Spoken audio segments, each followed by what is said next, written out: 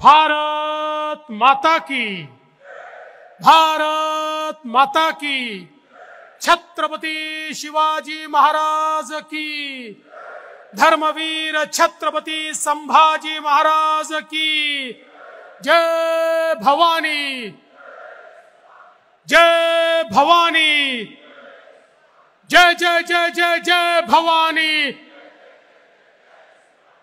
जय जय जय जय जय भवानी, जय जय जय जय जय शिवाजी। हिंदवी स्वराज्याचे सरसंस्थापक छत्रपती शिवरायांना मानाचा मुजरा करतो। भारतीय राज्यघटनेचे शिल्पकार भारतरत्न डॉक्टर बाबासाहेब आंबेडकर यांना मानवंदना अर्पित करतो। आपल्या या विशाल प्रदेश कार्यकारिणीमध्ये मंचावर उपस्थित असलेले, किंबहुना या सभागृहात उपस्थित असलेले, परंतु आता काही बैठका करतायत असे आपल्या सर्वांचे लाडके नेते, देशाचे गृहमंत्री माननीय अमितभाई शहाजी, सन्माननीय आपले प्रदेशाचे अध्यक्ष चंद्रशेखर बावनकुळेजी, माननीय शिवप्रकाशजी, माननीय भूपेंद्र यादवजी, माननीय अश्विनी वैष्णवजी, माननीय पीयूष गोयलजी, राष्ट्रीय महामंत्री माननीय विनोद तावडेजी, सन्माननीय आशिष शेलारजी, चंद्रकांत दादा पाटीलजी, रावसाहेब पाटील दानवेजी, अशोकराव चव्हाणजी, सुधीरभाऊ मुनगंटीवारजी, राधाकृष्ण विखे पाटीलजी, पंकजाताई मुंडे, रवींद्रजी चव्हाण, विजयाताई रहाटकर, गिरीशजी महाजन, मुरलीधरजी मोहोळ, रक्षाताई खडसे, मंगलप्रभात लोढाजी, सुरेश खाडेजी, विजयकुमार गावितजी, धीरज गाठेजी, राजेश पांडेजी, या ठिकाणी मंचावर आणि सभागृहात उपस्थित असलेले सर्व भारतीय जनता पक्षाचे लोकप्रतिनिधी, कार्यकर्ता, पदाधिकारी, भगिनी आणि बंधूंनो, आज सर्वप्रथम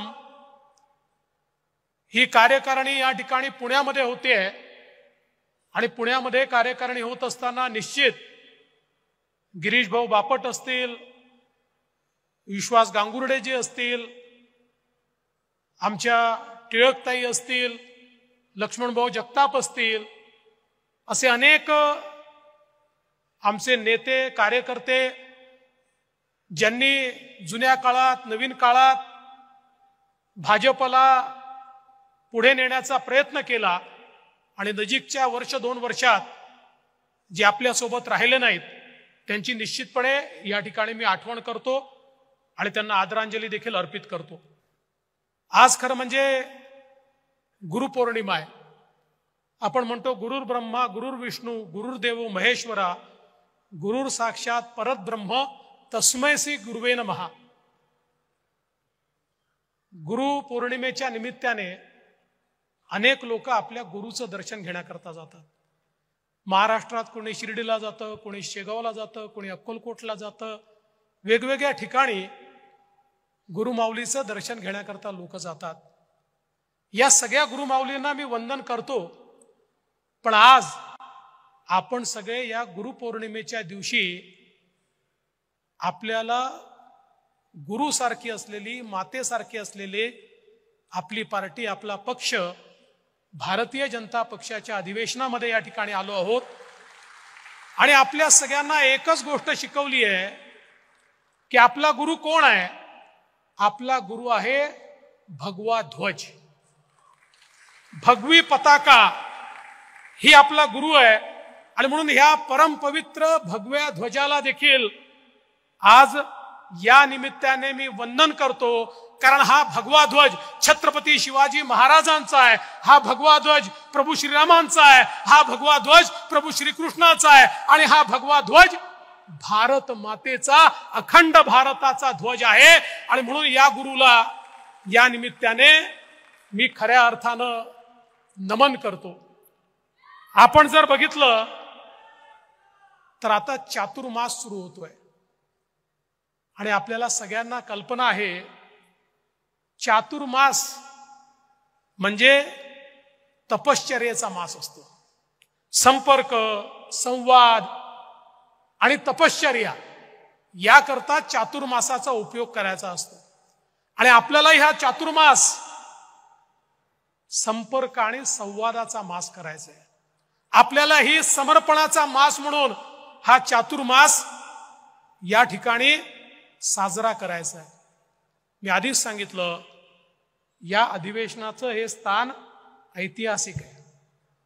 एका दृष्टीने भारतीय जनता पक्षाकरता मागाशी आपले अध्यक्ष बावनकुळे साहेबांनी सांगितलं, 2013ला याच ठिकाणी आपण असंच अधिवेशन घेतलं आणि 14ला पूर्ण बहुमताने निवडून आलो आणि आता पुन्हा इथेच अधिवेशन घेतोय. आणि मी तुम्हाला दाव्यानं सांगतो, आजची तारीख लिहून ठेवा. देवेंद्र फडणवीसनी म्हटलं होतं लिहून ठेवा, या विधानसभेनंतर पुन्हा एकदा महाराष्ट्रामध्ये महायुतीचंच सरकार निवडून येईल. ही पुण्यभूमी आहे. छत्रपती शिवरायांच्या पावन स्पर्शाने पुनीत झालेली भूमी आहे. हे शिक्षणाचं माहेरघर आहे, हे तंत्रज्ञानाचं माहेरघर आहे, हे समाज सुधारकांचं माहेरघर आहे. अशा या पुण्यातनं जो विचार निघतो तो गावागावापर्यंत पोचतो.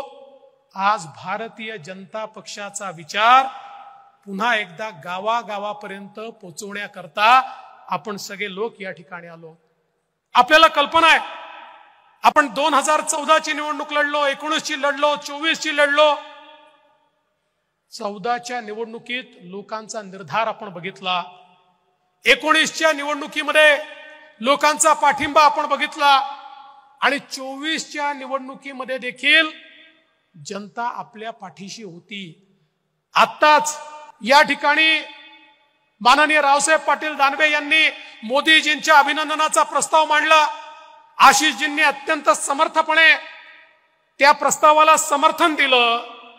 आपण एक गोष्ट लक्षात ठेवली पाहिजे, 2014ची जी काही निवडणूक आहे, ही निवडणूक मी यापूर्वी देखील सांगितलं, आपण 3 पक्षाच्या विरुद्ध लढत नव्हतो, आपण 4 लोकांच्या विरुद्ध लढत होतो. ज्याच्यामध्ये 3 पक्ष होते, त्यांची आपल्याला हरवण्याची ताकद नव्हती. 4था जो पक्ष होता तो होता फेक नरेटिव्ह, खोटा नरेटिव्ह, ज्याच्या विरुद्ध लढताना कुठेतरी आम्ही कमी पडलो. आणि म्हणून बावनकुळे साहेबांनी सांगितलंय, खरं आहे, आम्ही जिंकतो नाही तर आम्ही शिकतो. आम्ही शिकलो. फेक नरेटिव्ह कसा तयार होतो, तो कोण तयार करतं, याची माहिती आम्हाला आहे. आता फेक नरेटिव्ह खऱ्या नरेटिव्हने उत्तर देण्याची ताकद देखील या ठिकाणी आपण निर्माण करणार आहोत. आणि म्हणून लक्षात घ्या, आपला जो काही पराभव या ठिकाणी झाला, केवळ 0.3% झाला. म्हणजे 43.6%, 43.6% आपल्याला आणि 43.9% महाविकास आघाडीला. 0.3%मुळे आपल्या 17 जागा आणि त्यांच्या 31 जागा आल्या.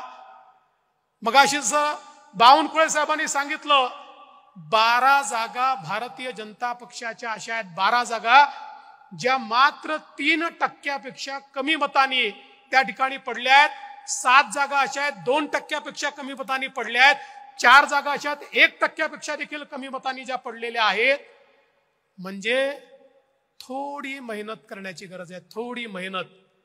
कुठेतरी मी असं म्हणणार नाही आम्ही मेहनत केली नाही, मेहनत केली, पण त्याच वेळी जो फेक नरेटिव्ह तयार होत होता त्याला इफेक्टिव्ह उत्तर आम्ही देऊ शकलो नाही. या देशामध्ये जेव्हा जेव्हा आरक्षणाची सीमा संपली, भारतरत्न डॉक्टर बाबासाहेब आंबेडकरांनी आरक्षण एका विविक्षित काळाकरता दिलं होतं, ते आरक्षण संपलं, अटलजींचं सरकार होतं, अटलजींनी त्यावेळी आरक्षणाची सीमा वाढवण्याचा निर्णय घेतला. आज जे आरक्षण चाललेलं आहे, अटलजींनी घेतलेला निर्णय आणि त्यानंतर मोदीजींनी घेतलेला निर्णय, पुन्हा एकदा मोदीजींनी आरक्षणाची सीमा वाढवली. म्हणून या देशामध्ये आमच्या संविधानाने दिलेलं आरक्षण आजही सामान्य माणसाला मिळतं आहे. पण एक खोटा नरेटिव्ह तयार करायचा की हे निवडून आले तर हे आरक्षण रद्द करणार, हे संविधान बदलणार, अशा प्रकारचा फेक नरेटिव्ह हा मोठ्या प्रमाणात या ठिकाणी चालवण्यात आला. पण बंधू भगिनींनो लक्षात ठेवा, जे खोटं असतं त्याचं वय मोठं नसतं. जे खरं असतं त्याचंच वय मोठं असतं. खोटं एखाद्या निवडणुकीत चालतं. यांचा विजय हा एखाद्या फुग्यासारखा आहे. माझ्या कार्यकर्त्यांनी जर केवळ टाचणी लावली ना, हा फुगा फुटू शकतो. हा फुगा फोडण्याची सुरुवात विधान परिषदेच्या निवडणुकीत आम्ही केली आहे. आम्ही विधान परिषदेच्या निवडणुकीत एक टाचणी लावली, यांचा फुगा फुटला हे सांगत होते. आता महायुतीची मतं फुटणार, महायुतीचे आमदार आमच्याकडे येणार, इतके आमदार आमच्या संपर्कात आहेत, इतके आमदार आमच्याकडे येणार.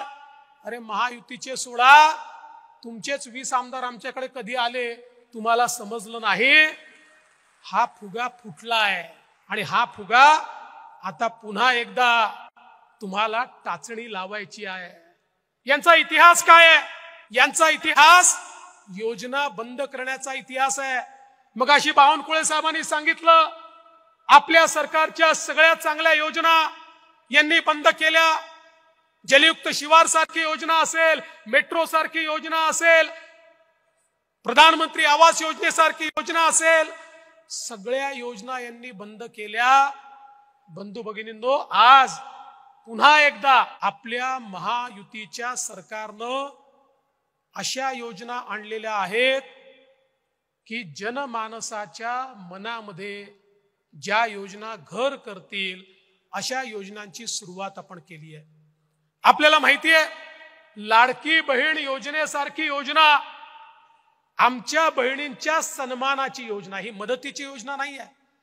ज्या आमच्या मातृशक्तीने, ज्या बहिणींनी इतके वर्ष या ठिकाणी संघर्ष केला आणि आज आपल्या पायावर उभ्या राहत आहेत, त्या बहिणींचा सन्मान करण्याकरता लाडकी बहीण योजना आपण आणली आणि जवळपास 3.5 कोटी महिलांना थेट त्यांच्या खात्यामध्ये महिन्याला 1500 रुपये देण्याचं काम आपलं सरकार या ठिकाणी करणार आहे. हे किती नाटकी लोक आहेत बघा, लबाड आहेत, लबाड. सभागृहात सांगतात आम्ही योजना बंद करू, सभागृहात सांगतात ही चालू शकणार नाही, सभागृहात सांगतात ही खोटी योजना आहे. आणि गावामध्ये सगळ्यात पहिलं पोस्टर यांचंच, आणि हेच लाडकी बहीण योजना, आणि खाली स्वतःचं पोस्टर लावून फिरतात. हा कोर्टात पण चालले, योजनेच्या विरुद्ध कोर्टातही चालले आणि पोस्टर मात्र स्वतःचं लावतात. पण मी भारतीय जनता पक्षाच्या नेत्यांना आणि कार्यकर्त्यांना विनंती करणार आहे, अरे तुम्ही सांगा ना, आपली योजना आहे, आपल्या सरकारची योजना आहे. आपली मशिनरी जमिनीवर उतरली पाहिजे आणि आपण आमच्या माता भगिनींना मदत करून त्यांचे फॉर्म भरून घेतले पाहिजेत. एक गोष्ट लक्षात ठेवा, हे जे काही महाविकास आघाडीचे लोक आहेत यांनी एक स्ट्रॅटेजी ठरवली आहे. त्यांची स्ट्रॅटेजी काय आहे? ते लोक महिलांचे फॉर्म भरून घेणार आहेत आणि फॉर्मच सबमिट करणार नाही आहेत. आणि मग त्या महिलांच्या मनामध्ये कुठेतरी सरकारच्या विरुद्ध रोष तयार करायचा की बघा तुमचा फॉर्म भरला होता पण सरकारने तुम्हाला पैसे दिले नाहीत. त्यामुळे महिलांनाही सांगा, हे जे लबाड या ठिकाणी तुमच्याकडे येऊन फॉर्म भरून घेतायत, हे तुमचा फॉर्म सरकारकडे सादरच करणार नाही आहेत. त्यामुळे उद्या जर तुम्हाला त्या ठिकाणी पैसे मिळाले नाहीत तर दोष आम्हाला देऊ नका. चुकीच्या पद्धतीनं जे लोक ऑफिशियल फॉर्म नाही आहेत, यांनी स्वतः छापलेले फॉर्म आहेत, त्या फॉर्मवर सह्या घेऊन राहिले आहेत आणि एक प्रकारे ही योजना कशी फसेल हा प्रयत्न यांचा चाललेला आहे. आपल्याला ही योजना यशस्वी कशी होईल हे बघितलं पाहिजे. मी चंद्रकांत दादांचं अभिनंदन करेन. आपल्या शिंदे साहेबांच्या नेतृत्वात जे आपलं सरकार आहे, या सरकारमध्ये आमच्या मुलींना 100% मुलींना उच्च शिक्षणात 100% फी सवलत देण्याचं काम हे आपल्या सरकारने केलं. खासगी कॉलेजमध्ये त्या ठिकाणी जी फी लागते ती 100% फी आता राज्य सरकार भरणार आहे. माझ्या लहान मुलींना, बहिणींना आता कॉलेजमध्ये उच्च शिक्षण घेण्याकरता स्वतःच्या घरातून एक पैसा लागणार नाही, अशा प्रकारची योजना या ठिकाणी आणली आहे. आमच्या गृहिणींकरता 3 सिलेंडर हे मोफत देण्याची योजना या ठिकाणी आणलेली आहे. खरं म्हणजे इतका खोटा नरेटिव्ह पसरवतात, म्हणाले सिलेंडरच्या किमती वाढल्या. 2013 सालच्या किमती ज्यावेळेस आम्ही दाखवल्या त्या याहीपेक्षा जास्त होत्या, त्यावेळी हे चूप बसतात. पण आपण अनेक लोक अशी आहोत की जे उत्तरच देत नाही. मी एक गोष्ट आत्मचिंतन करतोय, कदाचित मीडिया दाखवेल तर दाखवू द्या, पण आपला एक प्रॉब्लेम आहे. आणि तो प्रॉब्लेम असा आहे की आपल्यापैकी प्रत्येकाला उत्तर देता येतं, पण तो आदेशाची वाट पाहतो. आदेश आला तर देईन, नाही तर देणार नाही. मी तुम्हाला एक गोष्ट सांगतो, आज तुम्हाला परवानगी देतो, ज्याला बॅटिंग करायची आहे बॅटिंग करा. मैदानात उतरा. अट एकच आहे, एकच अट आहे, हिट विकेट व्हायचं नाही. जे फुटबॉल खेळतात त्यांना माहिती आहे, सेल्फ गोल करायचा नाही. काही लोक बोलायला उतरले की समोरच्यावर बोलायच्या ऐवजी आपल्यावरच बोलून जातात. म्हणजे असं काही बोलतात की 4 दिवस त्याचीच उत्तरं द्यावी लागतात. तेवढं सोडून करा. बाकी आदेश विचारू नका, मैदानात उतरा, ठोकून काढा.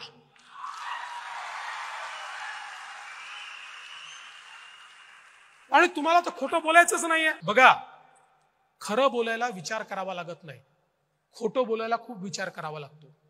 त्यांना खोटं बोलायचं आहे, तुम्हाला खरं बोलायचं आहे. खोट्याला खऱ्याने उत्तर द्यायचं असेल तर विचार करावा लागत नाही.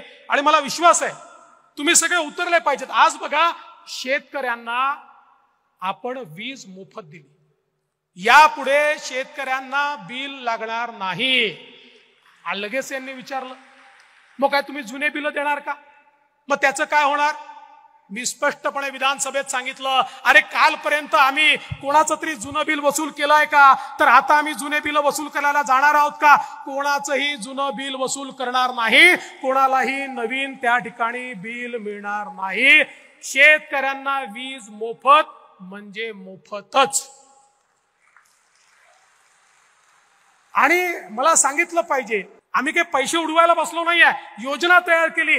या देशातला हा इतिहास ठरेल की गेल्या 1.5 वर्षामध्ये आमच्या शेतकऱ्यांना 16,000 मेगावॅट वीज लागते, त्यातल्या 9,000 मेगावॅटला सोलरवर आणण्याचं काम आम्ही सुरू केलं आहे, जे 18 महिन्यात पूर्ण होईल. पुढच्या 3 महिन्यात उरलेल्या 7,000 मेगावॅटचं काम आम्ही सुरू करतोय. म्हणजे पुढच्या 2 वर्षामध्ये शेतकऱ्याकडे जाणारी विजेचं एकूण एक युनिट हे सोलरचं असणार आहे. आज जी 7 रुपयाला वीज पडते ती आम्हाला 2 रुपये 80 पैशाला पडणार आहे. म्हणजे आमच्या शेतकऱ्याला जी मोफत वीज देतोय, आजची जी सबसिडी आहे त्यात कुठलीही वाढ न करता आम्ही शेतकऱ्याला मोफत वीज देणार आहोत. आम्ही राज्याच्या हिताचा विचार करून आणि शेतकऱ्याच्या हिताचा विचार करून या ठिकाणी हा कार्यक्रम हातामध्ये घेतलाय. आज आमच्या मंगलजींच्या मंत्रालयाच्या माध्यमातून युवा प्रशिक्षणाची योजना आपण आणली.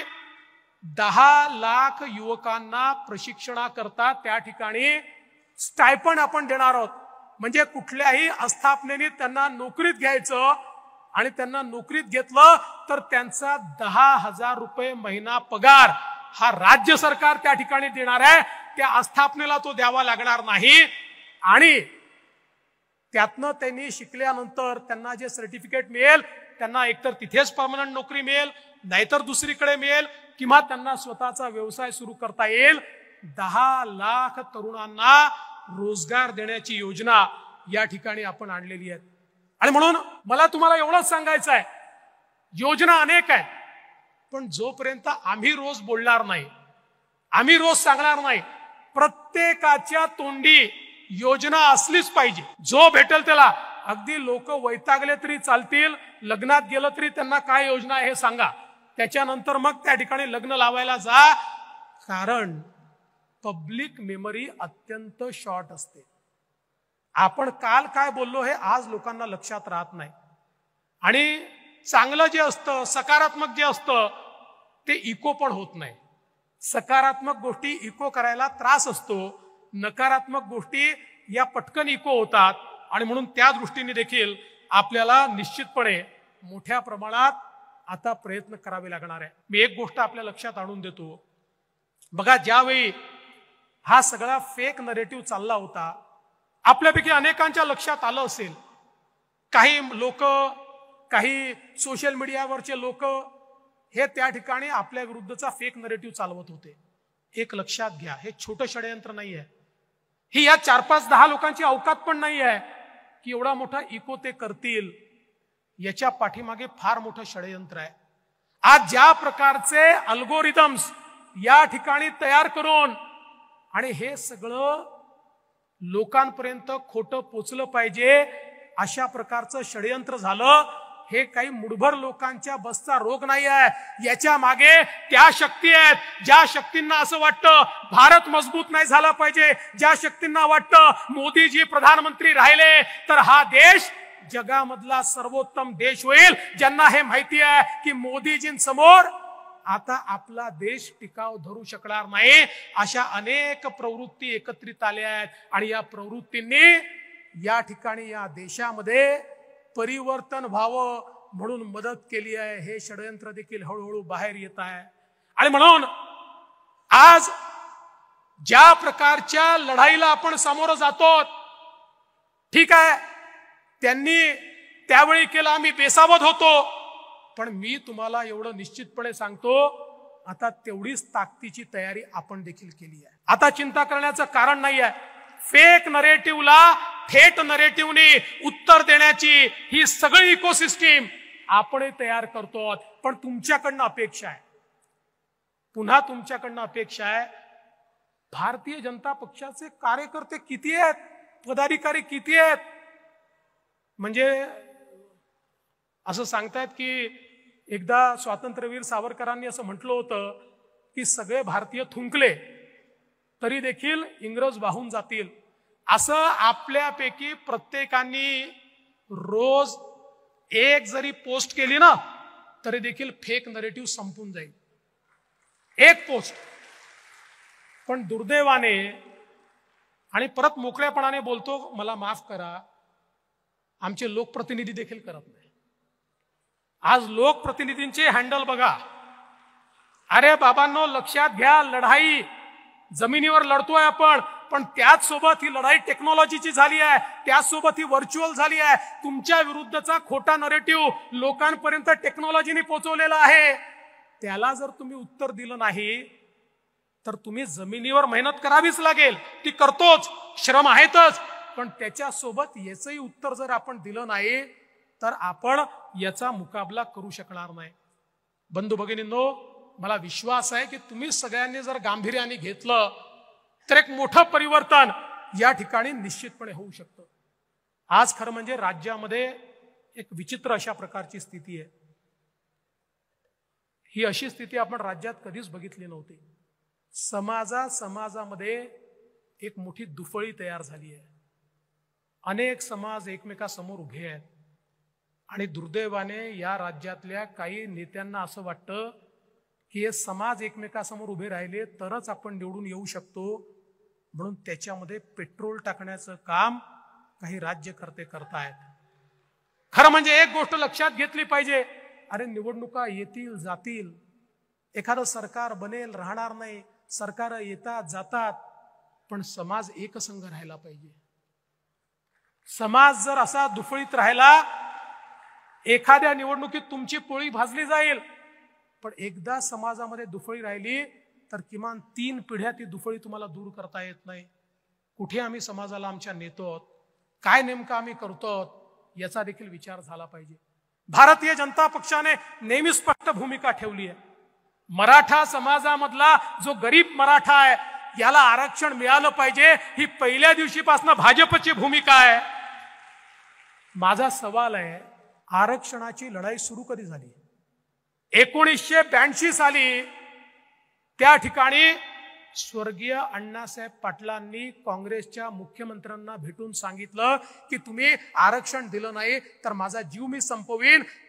त्या मुख्यमंत्र्यांनी सांगितलं नाही देत, आणि त्या ठिकाणी स्वर्गीय अण्णासाहेब पाटलांनी स्वतःला गोळी मारून घेतली.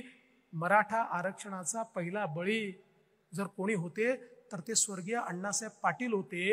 1982 साली, 1982 सालापासून 2014 साली आपलं सरकार येतपर्यंत इतकी सरकार आली, त्यातली जास्तीत जास्त सरकार एक सोडलं तर काँग्रेसची होती किंवा आताच्या शरद पवार साहेबांची सरकार होती, 4 वेळा पवार साहेब स्वतः मुख्यमंत्री होते, का मराठा आरक्षण दिलं नाही?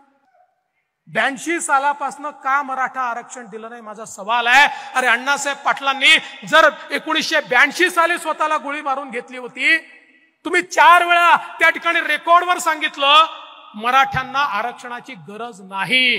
मी नाही बोललो, कोण बोललं? सगळ्या महाराष्ट्राला माहिती आहे, सगळ्या महाराष्ट्राला हे माहिती आहे. पण आता मतांकरता दुफळी निर्माण करण्याचं काम चाललेलं आहे.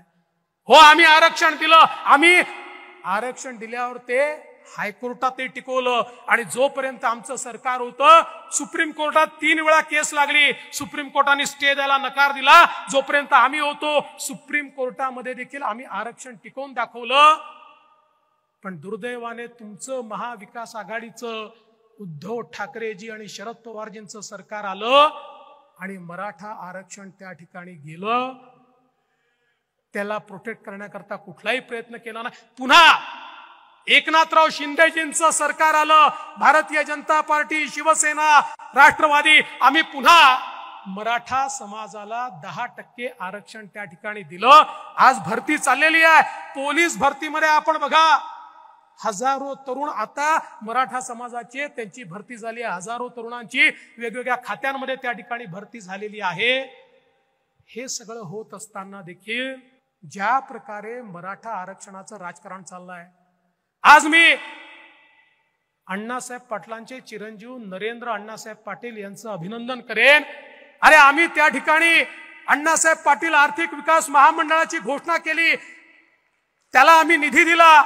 आज परिस्थिती काय आहे मला सांगताना आनंद वाटतो. या महामंडळाने 1 लाख मराठा तरुणांना उद्योजक बनवून दाखवलं. 1 लाख मराठा तरुणांना उद्योजक बनवून दाखवलं. आज सारथीच्या माध्यमातून ज्यावेळी तरुण पुढे येतात, म्हणतात सारथी होतं म्हणून आम्ही IAS झालो, मला आनंद होतो, आम्हाला सगळ्यांना आनंद होतो, कारण आपल्या सरकारने सारथी सुरू केलं, पवार साहेबांच्या आणि उद्धव ठाकरेंच्या सरकारने सुरू केलेलं नाही आहे. पण बंधू भगिनींनो, जे काही आंदोलन चाललंय, मनोज जरांगे पाटलांना माझा सवालच नाहीये. माझा सवाल उद्धव ठाकरे, शरद पवार साहेब आणि नाना पटोले यांना आहे.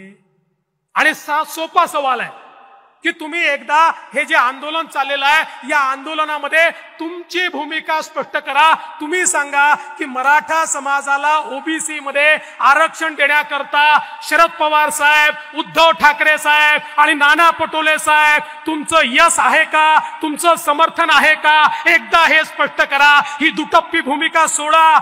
चित भी मेरी, पड भी मेरी, खड़ा तो मेरे बाप का, ही जी भूमिका तुम्ही मांडताय ही सोडा. या ठिकाणी मराठ्यांनाही वेडं करायचं, ओबीसींनाही वेडं करायचं, दोघांनाही झुंजवत ठेवायचं, दोघांनाही भांडत ठेवायचं. अरे आम्हाला तर शिवाय खायची सवय आहे, आम्ही घाबरत नाही. आणि समाजाला न्याय देण्याकरता किती शिव्या खाव्या लागल्या तरी आमची त्याची तयारी आहे. पण तुमचा बुरखा फाडल्याशिवाय राहणार नाही. हा खोटारडे म्हणा, हा समोर आळावाच लागेल. आणि हा जर आला नाही, ये पब्लिक है, ये सब जानती है. बंधू भगिनींनो, खरं म्हणजे आज आपण एक गोष्ट लक्षात घेतली पाहिजे. या निवडणुकीमध्ये जसा एक फेक नरेटिव्ह आपल्या समोर आला, तसंच एक वेगळ्या प्रकारचं कन्सॉलिडेशन देखील आपल्या समोर आलेलं आहे. भारतीय जनता पक्षाने कधी जाती धर्माचा विचार केला नाही. आमचं जे हिंदुत्व आहे हे व्यापक हिंदुत्व आहे. भारतीय जनता पक्षाच्या हिंदुत्वामध्ये कुठल्याही पूजा पद्धतीला स्थान आहे. भारतीय जनता पक्षाने जे हिंदुत्व मांडलं याच्यामध्ये आम्ही कधीही कोणाला एक्सक्लूड केलेलं नाही आहे.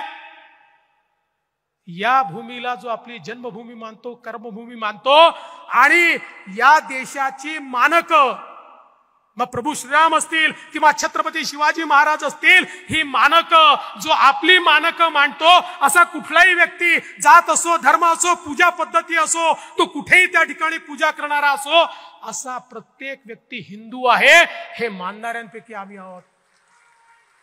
पण त्याच वेळी या ठिकाणी हिंदूंना दहशतवादी म्हणण्यात येत आहे.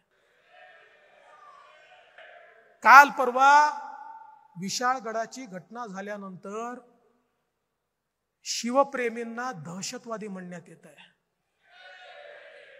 आज संसदेमध्ये राहुल गांधी म्हणतात हिंदू म्हणजे हिंसा. हे खपवून घेणार आहोत?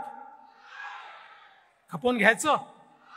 आमचा संकुचित विचार नाही आहे, पण आम्हाला एक गोष्ट निश्चितपणे माहिती आहे, या देशामध्ये जेव्हा जेव्हा हिंदू निर्बल झाला, जेव्हा जेव्हा हिंदू दुर्बल झाला, त्यावेळी हा देश गुलामगिरीत गेला. अरे छत्रपती शिवरायांनी 18 पगड जातींना एकत्रित केलं आणि हिंदवी स्वराज्याची स्थापना केली. छत्रपती शिवाजी महाराजांनी धर्मात भेद केला नाही, पण त्याच वेळी त्यांना हे माहिती होतं की जोपर्यंत या ठिकाणी हिंदवी स्वराज्याची स्थापना होणार नाही, तोपर्यंत मोगली आक्रमकांकडनं मी माझ्या रयतेला वाचवू शकणार नाही.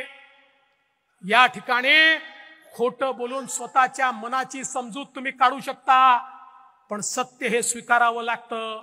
आणि पुन्हा एकदा जे आम्हाला धुळ्याच्या लोकसभेत पाहायला मिळालं, जे आम्हाला वेगवेगळ्या लोकसभेत पाहायला मिळालं, आज जागे झाला नाहीत ना, उद्या जागा होण्याची संधी पण मिळणार नाही.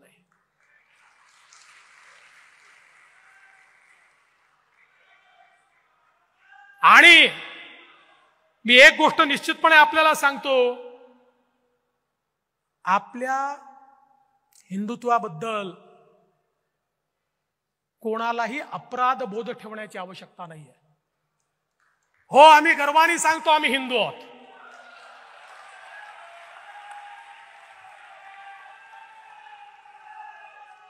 आणि हिंदुत्व म्हणजे सहिष्णुता आहे. या देशाने, या हिंदूंनी दाखवून दिलं, जगभरातनं ज्या लोकांना त्या ठिकाणी बाहेर काढलं, त्या सगळ्यांना जागा देणारा हाच हिंदुस्थान होता. आज ते सगळे या देशामध्ये गुण्या गोविंदाने राहतात. अरे पाकिस्तानपेक्षा मुस्लिम समाज या हिंदुस्थानात अधिक चांगल्या प्रकारे राहतोय, कारण या ठिकाणच्या हिंदू समाजाने कधीच भेदभाव केला नाही. पण याचा अर्थ आमचं अस्तित्व संपवण्याचा प्रयत्न कोणी करणार असेल तर ते देखील या ठिकाणी सहन केलं जाणार नाही, हे देखील आपण लक्षात घेतलं पाहिजे. आणि म्हणून लक्षात घ्या, एक गोष्ट लक्षात घ्या,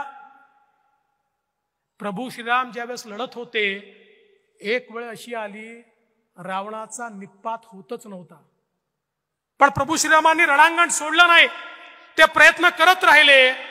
आणि शेवटी विभीषणाने खरी गोम सांगितली, रावणाच्या नाभीमध्ये बाण मारा, रावणाचा निपात होईल. आजचा रावण कोण आहे? आजचा रावण फेक नरेटिव्ह आहे. त्याच्या बेंबीत बाण मारला की पुन्हा सत्तेमध्ये आपण त्या ठिकाणी परत येऊ. आणि म्हणून मी तुम्हाला एवढीच विनंती करण्याकरता आलो आहे, फार कमी 2 लाख मतांचा फरक आहे. 2 लाख. अरे 2 लाख मतं तर ज्या दिवशी आम्ही लाडकी बहीण योजना घोषित केली ना, त्याच दिवशी वाढले.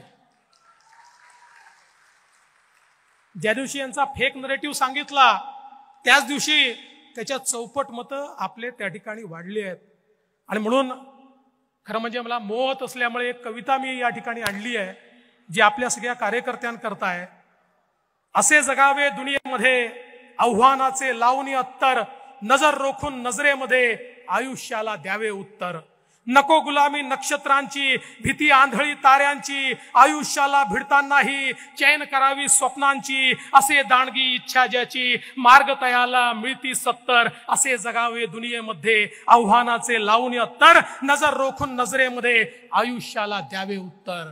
असा आयुष्याला उत्तर देणारा कार्यकर्ता हा आज आपल्याला या ठिकाणी तयार करायचा आहे.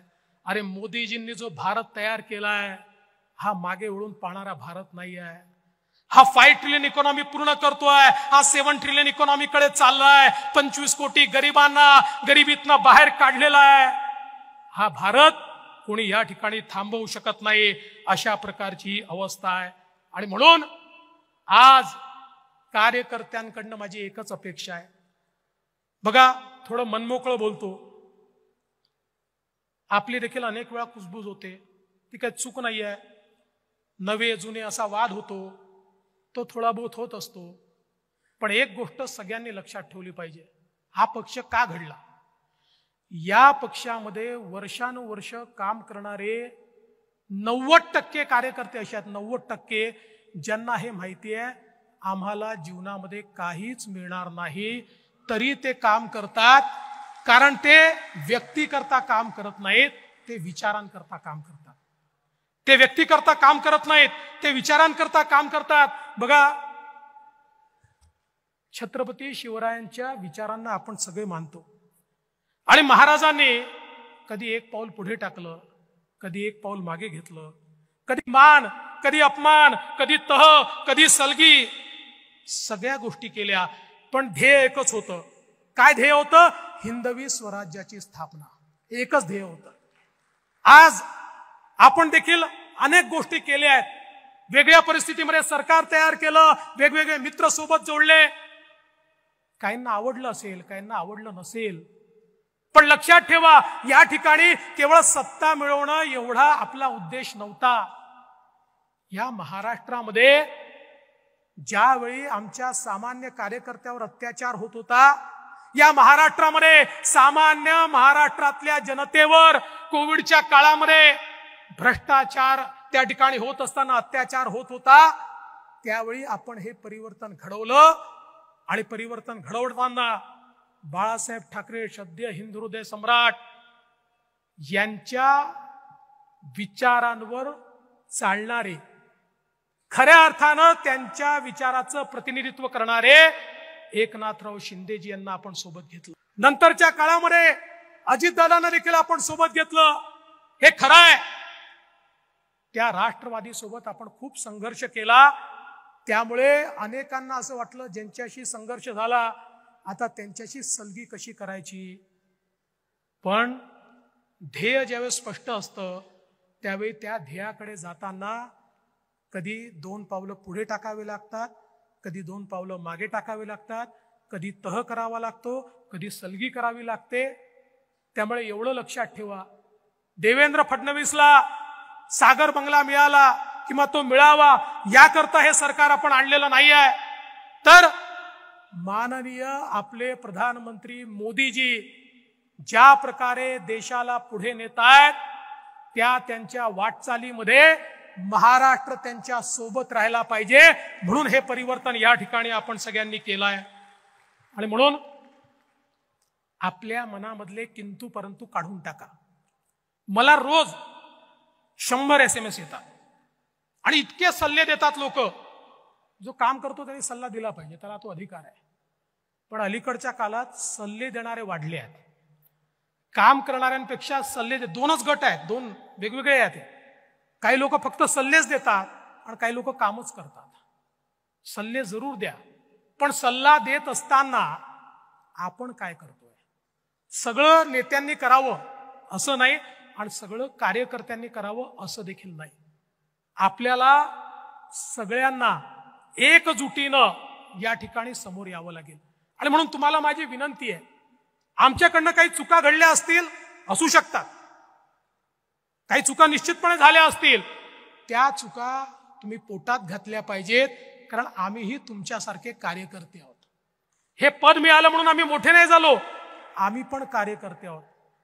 पण नुसत्या चर्चा करायच्या, नुसतं त्या ठिकाणी निगेटिव्ह बोलायचं, असा जो कारभार काही लोक करतात त्यांना हात जोडून विनंती आहे, जे लोक निष्ठेने काम करतायत किमान त्यांच्या मनामध्ये विष कालवण्याचं काम करू नका. आजही हा पक्ष निष्ठावंतांच्या भरोशावर उभा आहे, जे निष्ठेने उभे आहेत, जे कुठल्याही परिस्थितीत पक्षासोबत उभे आहेत, अशा लोकांच्या भरोशावर उभा आहे. आणि मी तर सांगतो, एखाद्या निवडणुकीमध्ये कमी जागा मिळाल्याचा फायदा काय असतो माहिती आहे? खरा पक्षासोबत कोण आहे हे आपल्याला त्यातनं समजतं. जेव्हा जिंकतो तेव्हा सगळे सोबत असतात, पण एखाद्या निवडणुकीमध्ये कमी जागा मिळाल्या की मग अनेकांचं जे वागणं असतं त्यातनं खरा पक्षाचा कोण आणि कोण नाही हे आपल्या लक्षात येतं. आणि म्हणून माझी तुम्हाला एवढीच विनंती आहे की आपल्या सगळ्यांना एकजुटीनं सामोरं जायचं आहे. आत्मविश्वास ठेवा. या ठिकाणी जर आपण विपरीत परिस्थितीमध्ये, फेक नरेटिव्ह मध्ये, ज्या ठिकाणी आपल्या लक्षातच आलं नाही की असा नरेटिव्ह आहे, अशाही परिस्थितीमध्ये त्या ठिकाणी केवळ 2 लाख मतांनी फक्त मागे आहोत. मी तुम्हाला विश्वासानं सांगतो, आपण मागच्या निवडणुकांमध्ये भाजप म्हणून या ठिकाणी 1.5 कोटी मतं सातत्याने घेत आलो आहे. यावेळी 1.25 कोटी मतं आपण घेतल्याशिवाय राहणार नाही. आणि महायुती म्हणून अधिक. अनेक कार्यकर्ते विचारतात, मग सांगा मुख्यमंत्री कोणाचा होणार, मग मुख्यमंत्री कोण होणार? तुम्हाला आजच सांगतो, मुख्यमंत्री महायुतीचाच होणार. यानंतर कोण मुख्यमंत्री, काय मुख्यमंत्री हा प्रश्न विचारू नका. हा प्रश्न डोक्यातनं काढून टाका. आज हा प्रश्न आपल्या समोर नाही. आपल्या समोर एकच लक्ष आहे. ज्याप्रमाणे अर्जुनासमोर माशाचा डोळा एकमेव लक्ष होतं, तसं आपलं एकच लक्ष आहे, पुन्हा या महाराष्ट्राची सेवा करण्याकरता आपलं सरकार स्थापन करणं. आणि त्याकरता वाटेल ती किंमत कार्यकर्ता मोजायला तयार आहे. अशा मानसिकतेतनं जर आपण पुढे गेलो तरच मला असं वाटतं की ही निवडणूक आपण निश्चितपणे जिंकू शकू. आणि म्हणून एक भक्कम संकल्प घेऊन आपल्याला जायचं आहे. मी शेवटी एवढंच सांगतो, लहरों को साहिल की दरकार नहीं होती, लहरों को साहिल की दरकार नहीं होती. हौसला बुलंद हो तो कोई दीवार नहीं होती. जलते हुए चिराग ने आंधियों से कहा, उजाला देने वालों की कभी हार नहीं होती, कभी हार नहीं होती, कभी हार नहीं होती. आपण जिंकणार ही मानसिकता घेऊन जा. या ठिकाणी आजचा दिवस लिहून घ्या. आज या ठिकाणून मी घोषणा करतोय, तुमचा प्रतिनिधी म्हणून, भारतीय जनता पार्टी हा महाराष्ट्रातला सगळ्यात मोठा पक्ष असेल आणि महायुतीचं सरकार या महाराष्ट्रामध्ये आपण स्थापन करून दाखवू. एवढंच बोलतो आणि माझं बोलणं संपवतो. धन्यवाद. जय हिंद, जय महाराष्ट्र, जय शिवराय. उभं राहून सर्वांनी उभं राहून टाळ्या. धन्यवाद देवेंद्रजी. राजेश पांडे भोजनाबद्दल काही सूचना देतील. बरोबर 2:45 ही सभा सुरू होईल. माननीय अमित भाई आपल्याशी संवाद करणार आहेत. माननीय राजेश पांडेजी जरा सूचना देतील जेवणाच्या व्यवस्थेबद्दल. सर्वांनी जरा सूचना. एक घोषणा देवेंद्रजींसाठी जोरात. देवेंद्रजी तुम आगे बढ़ो, देवेंद्रजी तुम आगे बढ़ो. सगळ्यांना महत्वाची सूचना आहे. भोजन झाल्यानंतर लगेच माननीय अमित भाई शहा यांचं मार्गदर्शन आहे. तेवढं शेवटचं सेशन आहे. भोजनासाठी 3 गट केलेले आहेत. इकडच्यांनी डाव्या बाजूला जायचंय, मागच्यांनी मागे जायचंय आणि उजव्या बाजूला या बाजूला जायचंय. बरोबर 45 मिनिटाचा भोजन ब्रेक आहे. आणि पुढे जे सगळे बसलेले आहेत, आमदार, खासदार, केंद्रीय पदाधिकारी, माजी खासदार, प्रदेश पदाधिकारी आणि जिल्हा अध्यक्ष यांनी या उजव्या बाजूच्या दरवाजाने बॅक साईडला स्टेजला यायचंय. त्या ठिकाणी त्यांचं जेवण असणार आहे. कृपा करून 45 मिनिटात बरोबर सगळ्यांनी परत यायचंय. भारत